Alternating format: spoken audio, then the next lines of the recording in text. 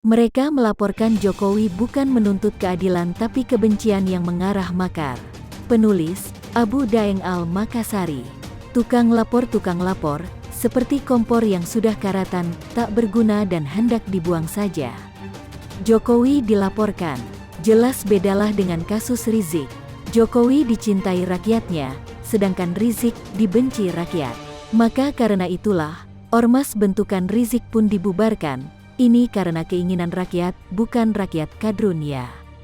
Rakyat yang mencintai negerinya, yang tidak ingin ada tindakan intoleran dan mengganggu keyakinan orang lain. Rakyat tak ingin aksi terorisme merajalela di negeri ini. Indonesia adalah negara yang mayoritas penduduknya sangat santun dan tentu ingin selalu damai. Sehingga pembangunan bisa berjalan lancar, seperti di NTT.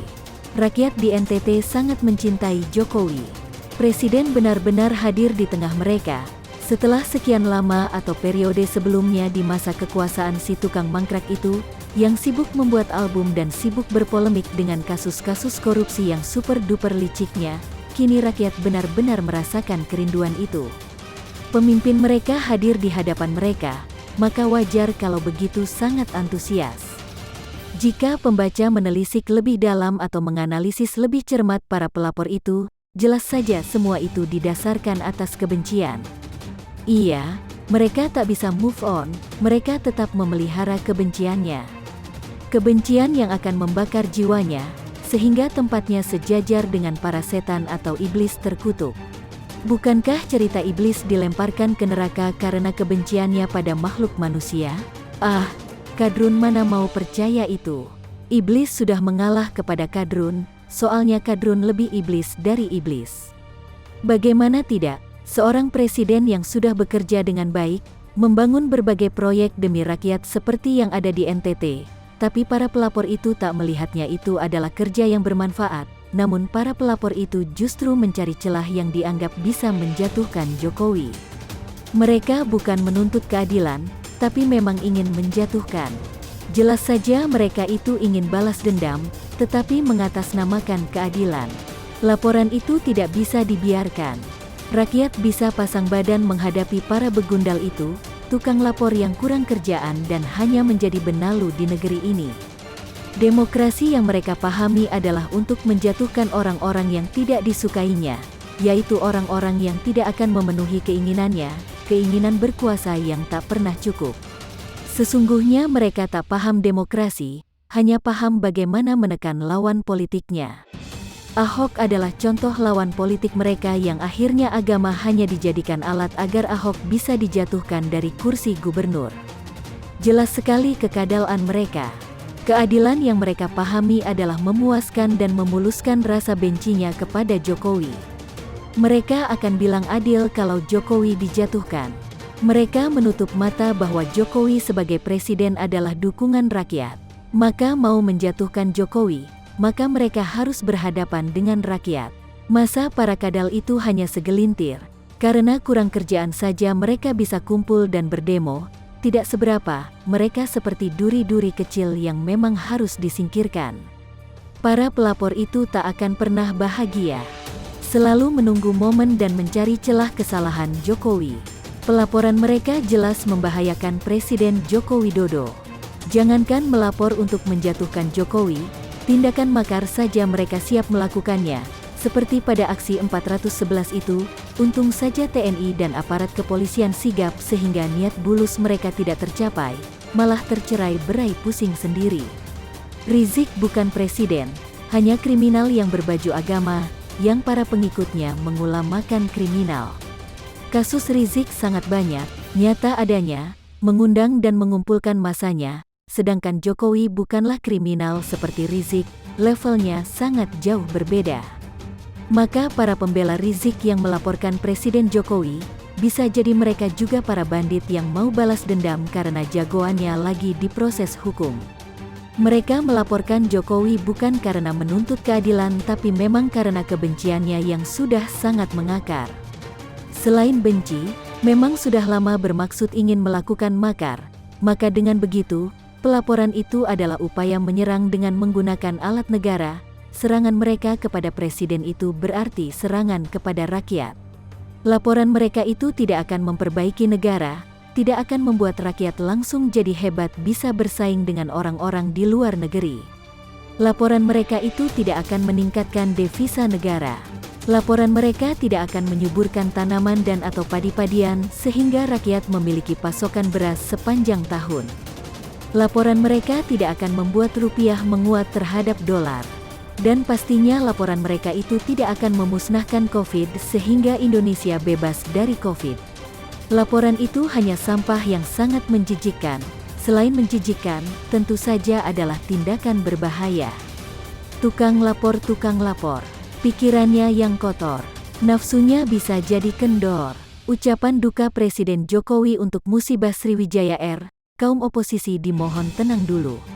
Penulis Widodo SP. Presiden Joko Widodo sebagai pemimpin negara langsung merespons kabar jatuhnya pesawat Sriwijaya Air SJ182 rute Jakarta-Pontianak di kawasan perairan Kepulauan Seribu, Sabtu, tanggal 9 Januari tahun 2021.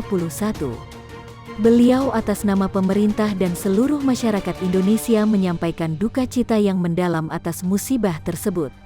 Seperti dapat kita saksikan dalam tayangan YouTube Sekretariat Presiden, Minggu, tanggal 10 Januari tahun 2021, Presiden Joko Widodo juga mengaku memantau proses pencarian pesawat dan penumpang yang sampai Minggu siang tadi masih terus dilakukan oleh berbagai pihak terkait.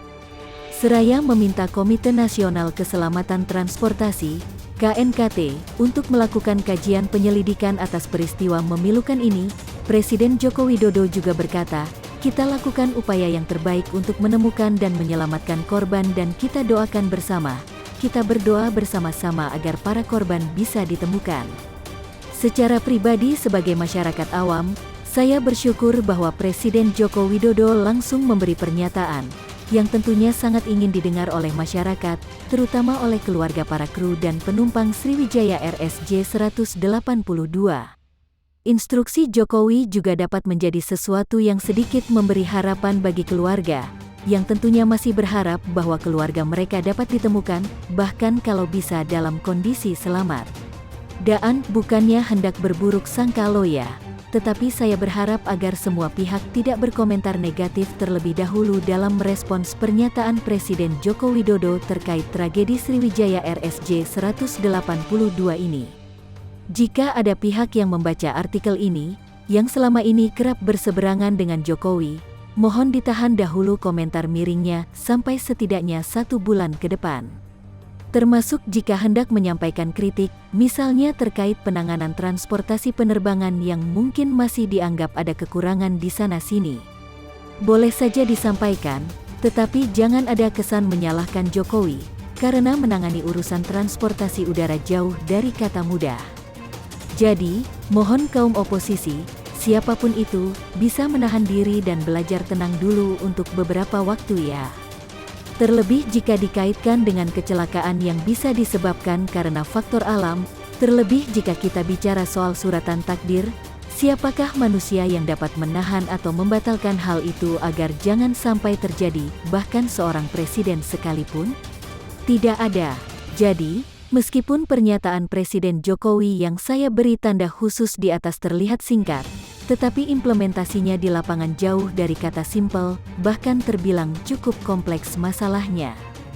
Pihak manajemen maskapai penerbangan Sriwijaya Air pastinya juga akan sangat sibuk dalam beberapa bulan ke depan, untuk mengurus segala sesuatu terkait tragedi ini, demi memastikan semua hak para penumpang dapat terlayani dengan baik.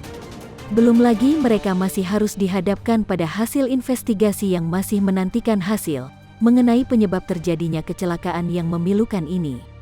Meskipun saya percaya manajemen dan pihak otoritas terkait sudah memastikan setiap pesawat terbang yang akan melayani penerbangan komersil dalam kondisi baik dan layak terbang.